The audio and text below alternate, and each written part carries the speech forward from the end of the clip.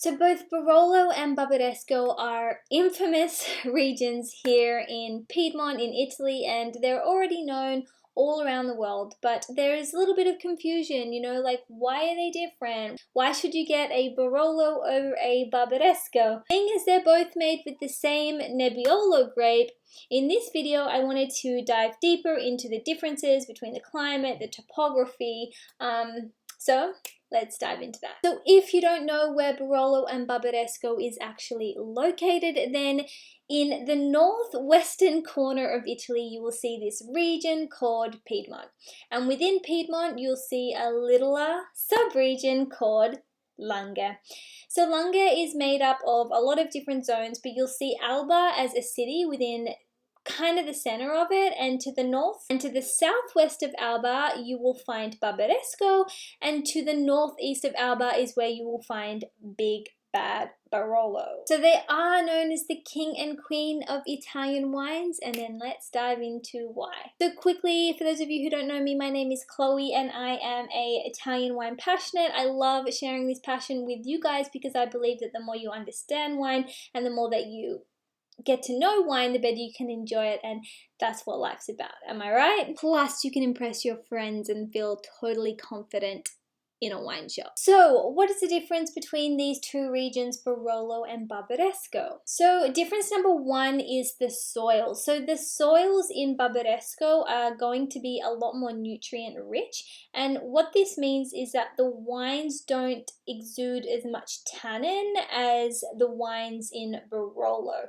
So if you don't know what tannin is, then basically it's when you drink a wine, especially Nebbiolo, it's that really dry kind of rough sensation in your mouth, typically up above your gums. A similar way to describe it is when you drink tea, like black tea, and you get that drying sensation in your mouth.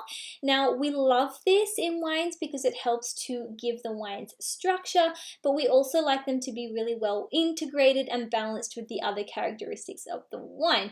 So likely if you do try a Barolo over Barbaresco, you will find that the Barolo is a lot more tannic, which one of the reasons comes down to the soils in which the wine is grown in. For this reason, sometimes you will hear Barolo being referred to as a real masculine wine, whereas Barbaresco is more feminine and sweet. Now, the second difference between these two regions is the topography. So Barolo does sit at a 50 meters in elevation above Barbaresco, and Barbaresco also lies really close to a river which is called the Tanaro River, and obviously lower in altitude than Barolo. So these kind of warmer influences, lower altitude, and the river means that the grapes in Barbaresco ripen a lot faster, right? Makes sense. Hotter weather, ripen faster. Cooler weather, ripe slower.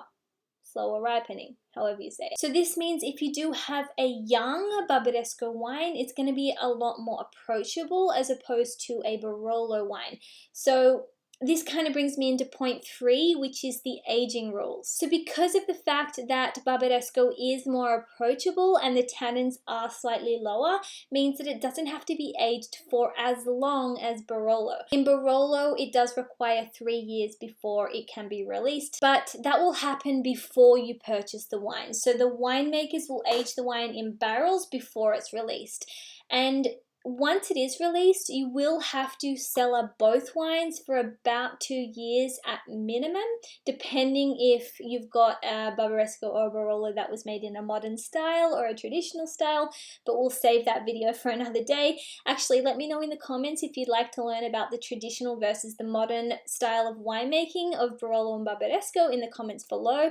Just maybe type the words modern and traditional so then I know to create a video on that for you guys. But yes, it is a very tannic wine nonetheless, and you will have to cellar it for a while before it is nice and approachable to drink. And last but not least, they do have very different history. Now, the history again is another topic, so I'm going to attach a video here or here that goes into the history of Barolo and Barbaresco. And remember guys, if you do like learning about and drinking Italian wine, then make sure to subscribe to my channel. Give me a thumbs up or a thumbs down as a way of letting me know what content you guys like, and I'll see you guys in the next video.